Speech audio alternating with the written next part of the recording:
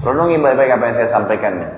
Pangkal kaya dalam Islam menjadi orang yang sangat kaya raya, melimpah apapun yang dia inginkan adalah bersedekah, bukan menabung. Kita punya prinsip dasar karena kita pakai sistem ekonomi kapitalis lah, sistem ekonomi apalah, orang non muslim, bukan dari Allah lah. Sistemnya adalah menabung pangkal kaya. Makin sering nabung maka makin kaya. Ini dalam Islam tertolak, nggak ada. Pangkal kaya keluarin di jalan Allah, tuh kaya akan datang. Perhatikan, beda sekali. Orang yang nabung sibuk dengan tabungan, bukan tidak boleh ya, boleh nabung, tapi bukan seperti umumnya orang. Kalau dia nabung sudah punya 1 juta mau 10 juta, 10 juta mau 100 juta, 1 juta mau 1 miliar. Dan orang kalau targetnya begitu, susah untuk bersedekah, itu susah. Karena dia harus punya target nabung. Sementara bukan nabung yang mendatangkan kekayaan, bukan, tetapi sedekahnya.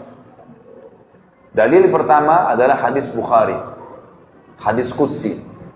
Kata Allah Azza wa Jalla, Nabi SAW bersabda, Allah SWT berfirman, ya bna Adam, anfik alaik. Wahai anak Adam, sedekah dulu di jalanku, aku akan bersedekah padamu. Keluarin dulu di jalanku, baru aku kasih. Dan ini fakta lapangan banyak ya. Hadis Bukhari, riwayat yang lain kata Nabi SAW, dulu di kalangan Bani Israel ada 2 orang bersahabat. Waktu itu kebetulan keduanya dan masyarakat sekitar wilayah mereka sedang menunggu turunnya hujan dari langit. Peceklik, panas. Si A, dari 2 orang ini, anggaplah si A dan si B, kita kasih inisial. Karena Nabi SAW mengatakan 2 orang saja, supaya mudah dipahamin, si A dan si B. Si A ini melihat ada awan, gumpalan awan hitam lewat di atas kebunnya. Lalu dia mendengar suara dari situ, kata Nabi SAW yang mengatakan, turunkanlah hujan di kebunnya fulan. Namanya temannya dia itu di sebelah, si B. Maka dia pun mengikuti awan tersebut, ternyata betul melewatin kebun dia di atas kepalanya, kemudian berhenti di kebun temannya dan turun lebat. Kebun-kebun lain nggak ada yang kena air. Cuma dia saja temannya. Penasaran, dia tanya, apa yang kamu lakukan dengan kebunmu? Sampai Allah Azza wa Jalla memberikan kamu air hujan, kami nggak dikasih. Apa kata dia? Rahasianya ikhwan, saya mengeluarkan dari keuntungan kebun ini, langsung begitu untung, sepertiganya saya keluarkan di jalan Allah. Sepertiga langsung. Sepertiganya saya kembalikan ke modal usaha. Sepertiganya lagi saya pakai untuk kebutuhan keluarga saya. Allah turunkan hujan di saat lagi tidak ada air. Ada ipar saya di Ternate, kakak saya kebetulan perempuan yang nomor 2, semoga Allah menjaga mereka semua, menikah dengan satu dokter THT dari Ternate di kota Makassar. Kakaknya beliau, ini di kota Ternate, saya pernah ceramah sampai ke sana, alhamdulillah.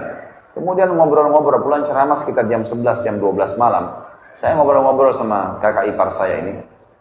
Sementara kami asyik ngobrol, dia lagi tanya beberapa hukum. Tiba-tiba kebetulan rumah mereka masih menggunakan seng, gitu kan. Ada suara ribut, pang gitu. Saya kaget, karena memang suaranya kayak batu yang besar dilempar gitu. Saya nggak tahu. Kemudian dia tertawa, dia senyum gitu. Dia bilang itu suara mangga yang jatuh. Oh iya, di belakang rumahnya ada pohon mangga beneran jatuh. Memang suaranya besar sekali, kayak suara batu yang besar gitu. Dia bilang ini mangga. Orang sana bilang mangga madu. Kalau saya tidak tahu di sini, kalau di Jakarta bilang mangga mana lagi. Biasanya kalau dipotong itu ada percik-percik madunya gitu kan, kayak madu manis. Ini mangga madu nih, orang Ternate bilang. Mau coba? Ini masak di pohon. Oh, boleh. Diambillah sama dia, dipotong. Saya makan berdua gitu, sambil ngobrol-ngobrol. Terus ada satu kalimat yang diucapkan sama dia, saya jadikan sebagai bahan ceramah, subhanallah. Dia bilang, ini pohon mangga saya tidak pernah berhenti berbuah sepanjang tahun.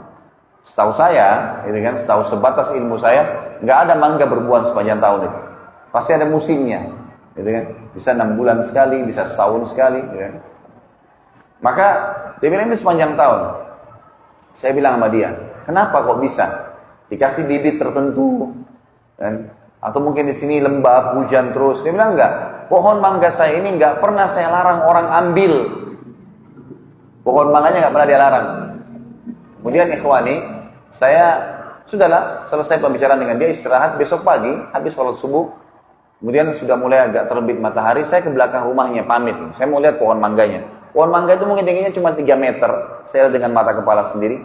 Dan rumahnya tidak besar, kecil. Subhanallah, pohon mangga itu saya belum pernah lihat sehidup saya, semua hidup saya pohon mangga seperti itu. Pohon yang cuma 3 meter, daunnya lebat, buahnya itu saking banyaknya, dan beratnya itu sampai tergantung mau kena ke lantai, paving bloknya dia. Dan pohon ini ternyata setengahnya pohon itu di dalam rumahnya dia, setengah lagi di luar pagarnya gitu. Dia pas keluar, dia bilang sama saya, ini yang di dalam rumah, ini yang saya pakai dengan keluarga saya. Yang di luar tuh, tepat seperti setengah, kayak terbagi 2 pohon itu. Setengahnya lagi siapapun lewat mau ambil silahkan. Sampai kadang-kadang pedagang lewat ngambil, dijualin sama dia, dibiarin. Terus saya bilang, oh ini rahasianya. Di Jakarta saya bilang, dan di sini juga saya bilang sama antum sekalian, bedakan dengan kondisi kita coba. Pohon mangga kita kalau ada buahnya, diapain buahnya? Dibungkus, diikat, kalau perlu tulis, jangan dicabut. Gimana nggak cuma 2-3 buah yang keluar gitu? Susah, pelitnya luar biasa gitu. Nggak bisa, keluarin, Allah kasih keajaiban tuh. Antum mau lihat efeknya seketika, coba nanti kalau lagi mampir di satu rumah makan, gitu kan? Antum makan, misalnya rumah makan apa yang enak, antum makan misalnya 30.000 atau 50.000 rupiah. Selesai makan, antum merasa nikmat, alhamdulillah, syukuri Allah. Kemudian coba beli makanan yang seperti antum makan, persis sama. Lauknya sama, nasinya sama-sama, persebungkus, satu lengkap, keluar cari siapapun kasih. Niat sedekahin sebagai tanda syukur karena Allah sudah kasih saya ini, saya balas dengan itu. Lihat bagaimana responnya Allah nanti datang rezekinya. Dan ini melebar ya, ini bukan kemana-mana. Bisa saja dengan 1 bungkus nasi, Allah nggak balas kita dengan 1 bungkus nasi, tapi mungkin Allah kasih kesehatan 3 bulan, 1 tahun. Mungkin nanti ada yang traktir kita makan berulang-ulang, mungkin macam-macam. Ada kisah yang menarik, kisah ulama tabi'in yang bernama Abdullah bin Mubarak. Abdullah bin Mubarak rahimahullah terkenal ulama tabi'in yang masyhur dengan kesolehannya, dan dia bersahabat dekat dengan ulama tabi'in yang lain bernama Fudail bin Iyad radhiyallahu rahimahullah semuanya. Ini 2 orang ini terkenal sekali. Jadi hampir subhanallah, apalagi kalau berbicara tentang masalah tazkiyatun nafs, ya, kesucian hati, jiwa. Ini 2 orang ini selalu muncul namanya nih. Abdullah bin Mubarak dan Fudail bin Iyad. Ini 2 orang saling bersahabat. Tentu ada kisah-kisah masa lalu mereka, tapi saya bahas langsung ke the point. Ada satu perilaku yang menarik nih. Keduanya ini kebetulan orang kaya raya, pengusaha, ya. Tentu Fudail bin Iyad dulu ini bekas perampok, tapi sadar. Ada kisah sendiri bagaimana dia sadar ya. Saya nggak bahas itu. Setelah dia sadar, dia belajari agama, dia mulai hafal Quran, jadi ulama, dan akhirnya jadi pengusaha. Bersahabat dekat dengan Abdullah bin Mubarak. Ada satu tradisi yang mereka lakukan menarik nih. Jadi Abdullah bin Mubarak sama Fudail bin Iyad ini suka janjian. Sholat subuh kita sholat di masjid A, misal contoh. Ya. Kemudian duhur, asar, maghrib kita pisah tempat. Misalnya nanti Abdullah bin Mubarak bilang sama Fudail bin Iyad, nanti kamu duhur, asar, maghrib, kamu sholatnya di masjid B, C, D. Nanti saya sholat di masjid E, F, G. Di Isya, nanti kita ketemu di masjid H. Jadi subuh mereka satu masjid, Isya mereka satu masjid. Jadi 3 waktu sholat mereka pisah. Jadi kalau temannya sholat di masjid ini, dia sholat tempat lain. Untuk apa? Di 3 waktu sholat itu, duhur, asar, dan maghrib, tidak meluangkan waktu terlalu banyak. Habis sholat 5 waktu, khusus saja, mereka itu selalu janjian untuk mencari siapa orang yang masih tinggal di masjid dan ibadah apa yang sedang dikerjakan. Misal, ada orang di pinggir masjid sana lagi baca Quran, didatangin sama dia. Kenapa anda baca Quran? Apa motivasinya? Oh ini. Jadi dia dapat ilmu lagi. Ada orang di sana di ujung sujudnya lama. Ditanya sama dia, kenapa anda sujud lama? Apa motivasinya? Ada yang apa saja ibadah yang dia lihat di masjid itu saja. Kalau nggak ada ya sudah. Tapi kalau ada, Duhur, asar, maghrib. Nanti isya mereka saling sharing. Nih tadi saya ketemu ini nih, tadi saya lihat begini. Jadi tiap hari selalu dapat kisah-kisah baru gitu. Dari orang-orang yang melakukan ibadah. Untuk meningkatkan kualitas ibadah mereka. Dan ini satu perilaku yang luar biasa ya. Saya sarankan ikhwani diri saya dan juga diri antum sekalian. Tentu kalau saya bilang ikhwani, kalau kita globalkan masuk semua akhwat ya. Jadi ini akhwatnya jangan tersinggung di atas. Jadi ini semuanya ya. Kita harus memahami satu poin dalam ibadah, jangan stuck di satu level, tapi kualitas ibadah tingkatkan. Firman Allah Subhanahu wa taala, saya kembali ke kisah Abdullah bin Mubarak. Firman Allah Subhanahu wa taala, "A'udzubillahi minasyaitonir rajim. Innallaha la yughayyiru ma biqaumin hatta yughayyiru ma bi anfusihim." Allah tidak akan mengubah keadaan satu kaum sampai mereka mengubah diri mereka sendiri. Apa kata ulama tafsir? Ini dari buruk menjadi baik. Ini sudah umum orang tahu. Misal, dia dari berbuat dosa kepada sadaran taubat. Ini sudah umum orang tahu. Tapi banyak orang tidak tahu, masuk dalam ayat ini, sudah baik menjadi lebih baik. Ini masuk di dalamnya. Kalau antum setelah ikut pengajian sunnah, udah paham sunnah Nabi SAW, kemudian merasa puas dengan ibadah yang sudah dikerjakan, tidak berusaha meningkatkan kualitasnya, maka antum akan stuck di situ nanti. Ikhwani, kita dianjurkan untuk meningkatkan kualitas. Selalu berusaha, jangan pernah berhenti menuntut ilmu, jangan pernah berhenti untuk minta dinasihatin, jangan pernah berhenti untuk selalu meningkatkan apapun yang kita kerjakan. Kalau kita biasa sedekah 1.000 rupiah, sekarang kita sedekah 2.000 rupiah. Kalau kita biasa 2.000 rupiah, kita tingkatkan 5.000 rupiah. Kalau sekarang kita terima zakat, tahun depan bagaimana saya mengeluarkan zakat. Selalu beda orang yang punya target dan dia sudah mulai melangkah, Allah akan mudahin tuh. Yang penting dia ubah dulu, dia mulai dulu. Seperti bola salju. Saya kayaknya sadar ini Ustaz umur 35 tahun, 40 tahun. Susah saya hafal Quran. Nggak bisa, jangan bilang begitu. Tidak ada kata terlambat. Mulai dulu, coba dulu. Kita belum coba sudah berhenti, sudah putus asa. Enggak, itu syaitan. Harus begitu. Begini rasionalnya, kalau ada dua orang pegawai, si A dan si B, dua-duanya diterima kerja di satu perusahaan. Dengan gaji tertentu, dengan jam kerja yang sama, juga dengan pekerjaan yang sama misalnya. Bedakan antara orang punya target dengan tidak. Orang yang tidak punya target, ikhwan. Orang yang tidak punya target. Misal si A, dia nggak punya target. Jadi pegawai gaji 2 juta, udah dapat fasilitas sebagai pegawai baju seragam. Udah, dia bilang cukup deh saya begini. Itu nggak salah. Nggak salah dia. Tetapi beda dia dengan si B. Ini si A tadi ya. Ini si B lain. Si B ini begitu masuk di perusahaan, langsung dia petakan perusahaan itu. Jabatan-jabatan yang ada di situ, jenjang-jenjang karirnya, apa saja syaratnya, fasilitasnya apa, dan dia target mencari yang tertinggi. Maka kita temukan nanti si B ini dan si A 10 tahun kemudian, si A tetap dalam kondisi kerjaannya sampai rambutnya sudah ubanan semua, pensiun itu cuman bekerja di situ saja, nggak naik levelnya. Kita temukan si B 10 tahun kemudian sudah jadi direktur perusahaan. Nah, dia punya target. Kalau antum lagi kuliah di kampus, nilai lulus 10 dan nilai tertinggi 10 dan nilai lulus 6, kalau target kita 10, maka pastikan kita bisa insya Allah dengan izin Allah sampai 10, karena kita akan mulai mencari jalan bagaimana sampai ke 10 kan.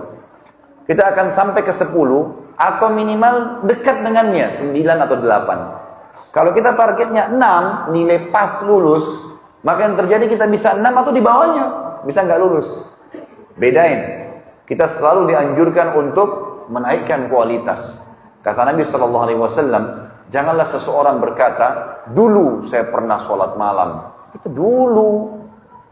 Dulu saya waktu umur 17 tahun pernah sholat malam selama setahun. Dulu, nggak usah khawatir, tercatat, aman. Allah sudah siapkan sekretaris tanpa digaji di pundak kanan kita. Nyatat semua. Nggak pakai disuruh, dicatat sama dia. Sampai detail-detailnya dicatat. Menghayalnya pun dicatat. Nggak dibayar, nggak diapa. Nggak ada apa-apa. Tapi sekarang, besok, lusa, karena tiap hari punya buku lembaran amal nih. Harus dipikirin tuh. Masalah kualitasnya. Inilah yang dilakukan oleh Abdullah bin Mubarak dengan Fudail bin Iyad. Ringkas cerita ikhwani. Abdullah bin Mubarak satu waktu pergi umrah ke Mekah. Sahabatnya Fudail bin Iyad tinggal di Irak. Mereka tinggal di Irak soalnya. Waktu tiba di Mekah, kata Abdullah bin Mubarak, saya masuk ke Mekah, begitu saya mau tawaf, pakai baju ihram, saya lihat di dalam sekitar Ka'bah, masyarakat Mekah lagi mau pada ngumpul. Dan pada saat mereka lagi pada ngumpul, rupanya imamnya Masjid Haram dan juga gubernurnya Mekah pada saat itu mengumpulkan masyarakat untuk sholat istisqa. Karena menurut Abdullah bin Mubarak, dalam sejarah sampai di harinya beliau, belum pernah terjadi air di Mekah kering sampai sumur Zam-Zam pun hampir kering pada saat itu. Kecuali pada saat itu.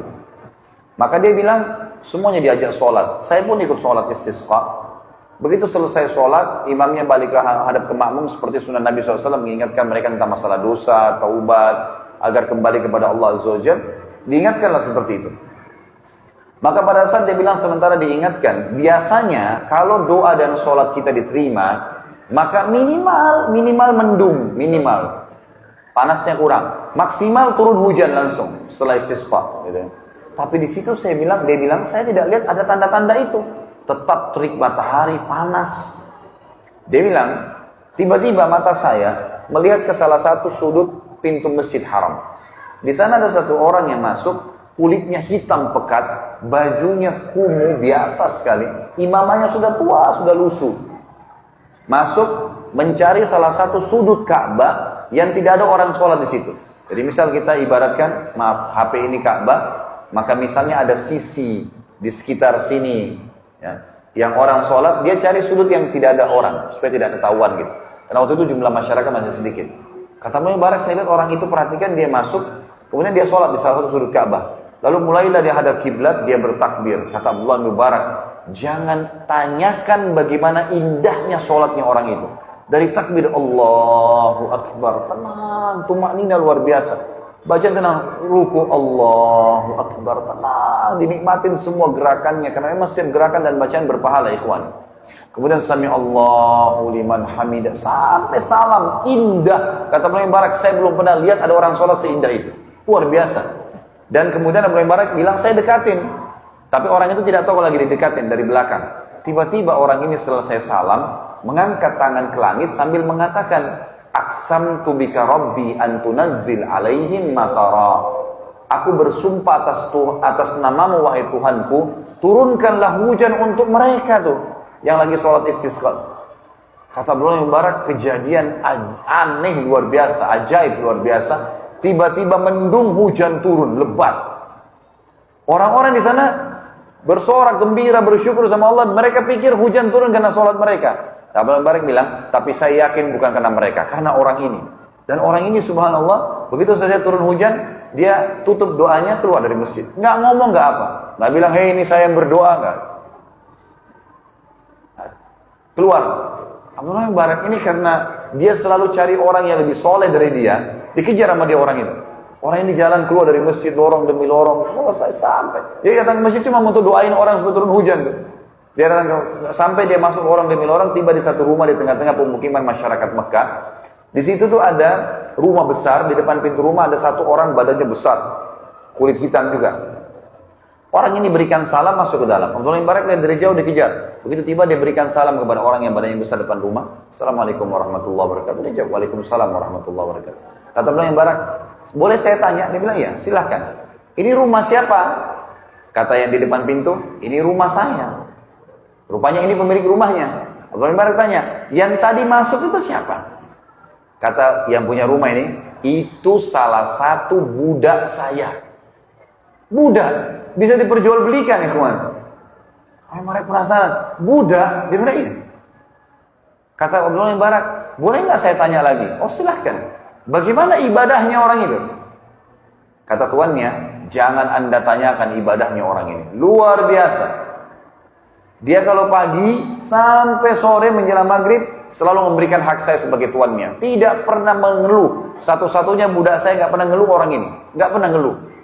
Dan malam hari dia tidur beberapa saat, kemudian dia ibadah sholat malam sampai pagi.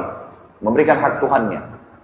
Dan yang luar biasa kata tuannya, ini saksi bahasan kita. Berhubungan dengan poin yang kedua masalah infak. Jadi tuannya bilang, kalau saya memberikan gajinya 2 dirham. Kalau kita misalnya hitung satu dirham itu 5.000 rupiah, berarti 10.000 rupiah saja. Gitu kan.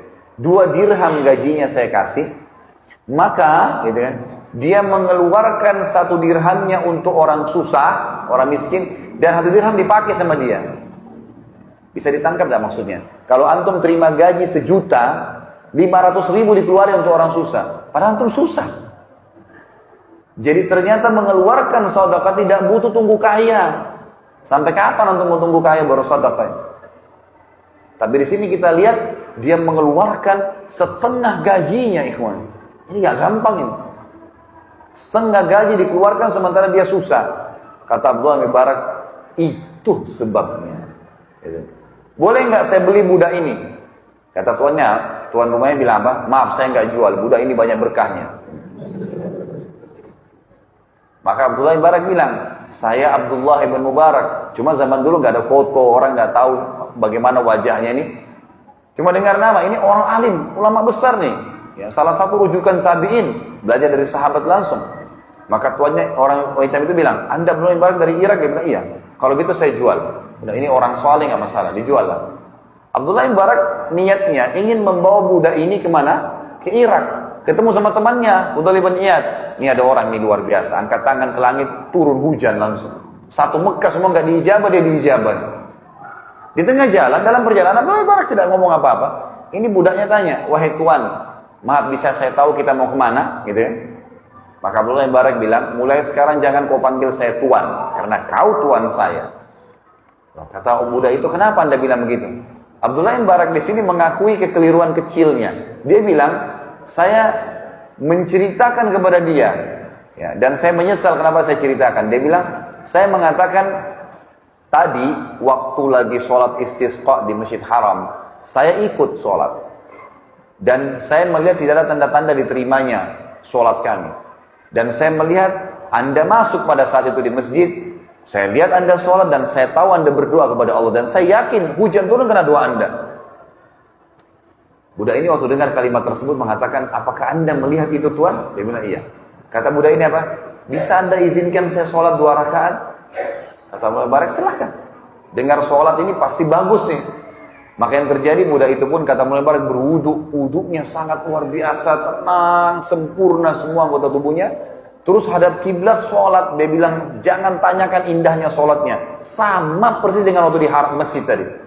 Takbirnya tenang, rukuknya tenang. Dia tidak seperti tidak ada orang di sebelahnya. Banyak sholat sampai selesai haknya dikasih. Begitu selesai salam, dia mengucapkan satu kalimat, dia mengatakan Al-ana ya Rabb. Artinya sekarang wahai Tuhanku. Tiba-tiba apa ikhwani? Mati orang itu. Meninggal. Budak ini mati. Ini kisah nyata. Ini akan dipindahin dulu. Meninggal orang ini.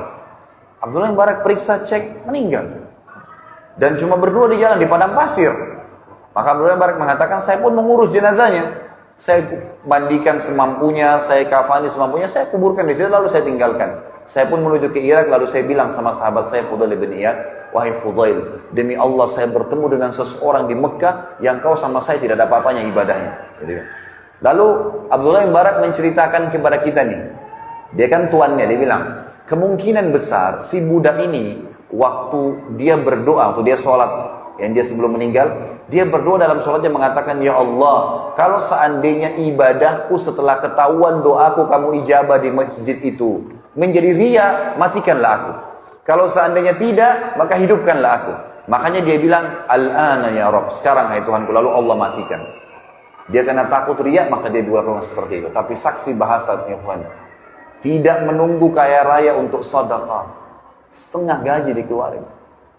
Dan kalau antum berikan Allah, berikan yang terbaik. Coba, saya mau tes. Jujur tapi ya. Hah? Kalau celengan masjid lewat, antum punya 1000 baru, 1000 tua, yang mana dimasukin? Hah? Senyum-senyum aja nih, gak ada yang nyaut. Banyak orang tidak memahami poin ini. Yang dimasukin 1000 tua. Bahkan kadang-kadang tidak malu subhanallah, dikorek kantongnya cari koin yang paling kecil. Celengannya juga seng, bunyi, teng gitu. Subhanallah. 1000 tua yang antum taruh ini, minta sama Allah Pak, kesehatan, kekuatan, keturunan, selamat dari neraka, masuk dalam surga, rewel. Dengan 1000 tua. Bagaimana bisa? 1000 baru masukkan. 1000 tua pakai belanja di luar sana. Karena itu harta antum yang sebenarnya itu. Kata Nabi SAW dalam hadis Bukhari Muslim, hartamu yang sebenarnya yang kau infakkan di jalan Allah. Karena itu Allah akan pelihara itu. Dalam hadis Bukhari yang dikatakan Allah memelihara sedekah seseorang di antara kalian seperti menanam sebuah pohon di sebelah arsy-Nya, gitu kan? Sehingga menjadi tumbuh menjadi pohon yang besar dan memiliki ranting-ranting dan buah yang banyak. Jadi kita akan panen pahala yang besar. Yang hartamu yang bukan sebenarnya yang kau habiskan untuk makanan, minuman dan pakaianmu. Itu hadis sahih. Jadi banyak manusia yang tidak sadar nih. Kalau antum lihat orang fakir miskin ikhwani, dan mereka lewat, ya, beda pahalanya. Kalau kita sebelum diminta sudah memberi, dengan kalau diminta baru kita beri, beda. Beda pahalanya orang sebelum tidur niat sholat malam, dengan orang kebetulan bangun mau sholat malam. Sama-sama dapat pahala tapi beda. Punya nilai plus. Perlu difahamin poin ini. Ini penting sekali ikhwan. Berikan yang terbaik untuk Allah Subhanahu wa taala. Kita lagi buka dompet. Ada orang fakir miskin lewat, ada 5.000, ada 50.000, ada 100.000. Yang mana syaitan bisikin supaya antum kasih? 5.000. Itu pun 5.000 dikatakan masih besar. Coba cari di kantong kamu mungkin ada 1.000 yang kelipat. Ambil 100.000 keluarin, kasih fakir miskin. Itu kata kuncinya. Ikhwani, hadir majlis ilmu seperti ini tujuannya mengubah keadaan. Ini bukan testimoni, tes hadir atau seremoni ngeramaikan, bukan. Antum keluar di sana berubah. Praktekin ilmu. Ini bukan cuma dongeng kita duduk di sini di masjid, cerita-cerita kosong, enggak. Semua kisah nyata yang saya sampaikan ikhwani masukkan dalam hati. Praktekin. Harus begitu. Baru bisa tuh, ilmu itu tidak bisa cuma sekedar dicatat, cuma sekedar oh ya, dengar bagus ya kisahnya, enggak. Antum buat apa dengan ilmu itu? Karena kisah-kisah ini ternukil kepada kita, ikhwani, Allah SWT jaga supaya kita contohi, supaya kita praktekin. Mulai sekarang sedekah yang terbaik, keluarkan. Jangan tunggu kaya raya. Kalau orang kaya cuma keluarin, subhanallah, kadang-kadang saya tegur jemaah saya di Jakarta. Di lampu merah Jakarta biasa ada orang minta tuh. Ada fakir miskin susah, bajunya sudah rusak, kesian kotor, ya Allah, sudah luar biasa. Itu mobilnya mewah. Begitu ketok-ketok kaca, dibuka sedikit kacanya. Dikeluarin jarinya yang keluar koin 500 rupiah. La ilaha illallah. Mobil mewah, cerminnya lagi ditutup, sudah dibuka, nggak mau lihat orang susah itu. Buka cermin antum tuh. Ambil uang 5.000, 10.000, kasih ke tangannya dia. Kalau sesama jenis, salaman sama dia, ya kawan. Jangan sampai masukkan dalam hati. Siapa dalam kesombongan, siapa dalam hatinya ada sifat sombong seperti biji sawi, tidak akan cium bau surga. Kata Nabi SAW dalam hadis Bukhari yang lain, innama turzaquna li fuqaraikum. Kalian dikasih rezeki justru karena orang-orang susah kalian tuh. Mereka itu. Ibnu Abbas kalau nggak mendapatkan ada yang datang minta-minta ke rumahnya, beliau keluar radhiyallahu anhu cari orang lalu dikasih. Gak ada orang yang gemar bersedekah itu kemudian miskin, gak ada. Saya menceritakan ayah saya pribadi di kota Makassar. Semoga Allah menjaga beliau sekarang masih hidup, alhamdulillah. Dan beliau tidak hadir. Dan ini bukan masalah riya, tapi saya mengambil pelajaran. Ayah saya punya satu tradisi ikhwani yang saya terharu betul, luar biasa gitu. Di kota Makassar dari sudah lama ini, sudah hitungan tahunan. Saya sudah tidak tahu berapa puluh tahun dijalankan oleh beliau. Umurnya sekarang sudah 80 tahunan gitu. Beliau selalu setiap pagi habis sholat duha jam 8:30, jam 9 keluar. Kadang-kadang beliau bawa mobil sendiri atau memang ada yang temanin, ada sekretarisnya yang temanin gitu, dari yayasan di Makassar. Itu subhanallah beliau keliling satu kota Makassar tuh. Ada tempat-tempat tertentu yang didatangi oleh beliau itu orang-orang kusta. Banyak sekali jumlahnya. Di tempat itu mereka kumpul. Lalu ayah saya datang dan yang dikeluarkan selalu diminta dari bank uang-uang yang baru. Memang tidak besar, uang 2.000, uang 5.000, uang 10.000, uang 20.000, tapi uang baru. Kemudian ayah saya punya satu hal yang sering beliau lakukan, itu beliau selalu taruh minyak wangi di tangannya, pakai minyak wangi jadi wangi. Jadi uang ini kalau disentuh jadi wangi gitu. Dikasih ke orang-orang fakir miskin ini. Saya sampai syuting gitu. Setiap dikasih dalam bahasa-bahasa Makassar biasa disebutkan gitu kan. Dia berdoa, semoga nanti Pak Haji dipanjangin umurnya, semoga nanti banyak rezekinya, selalu. Kalau saya hitung ikhwani, kalau saya hitung pribadi ya, itu beliau keluarkan satu hari bisa tidak kurang dari 700 sampai 1 juta rupiah. Itu selalu dikurangin. Padahal keadaan ekonomi bukan seorang miliarder, bukan. Tapi subhanallah sampai sekarang, saudara-saudaranya beliau, paman-paman kandung saya sendiri, itu yang dulunya kaya raya sekarang malah jatuh semua. Ayah saya yang tidak punya kerjaan, beliau dulu di pesantren di Makassar gitu kan. Itu subhanallah malah terus, tidak pernah berhenti rezekinya. Sedekahnya terus berjalan tuh. Kenapa?